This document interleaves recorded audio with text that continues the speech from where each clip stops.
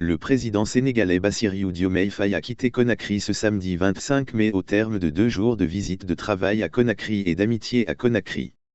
Selon le communiqué conjoint qui a sanctionné cette visite, les deux présidents ont presque parlé de tout: sécurité, frontières entre les deux pays, émigration, partenariats économiques et commerciaux.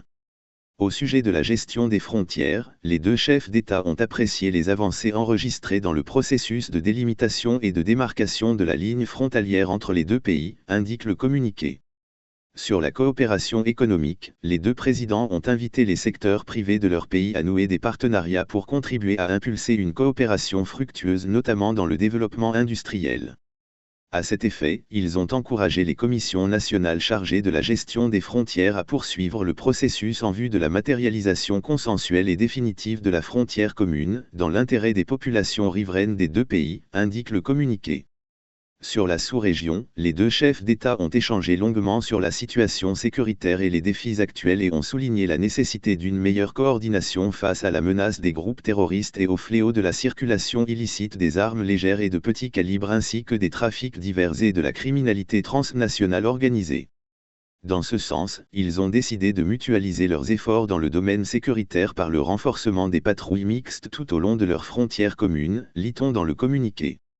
Mamadi Doumbouya et Bassirou Diomaye Diakhar Faye, partageant la même vision, ont mis un accent particulier sur la promotion du panafricanisme et de l'intégration sous-régionale.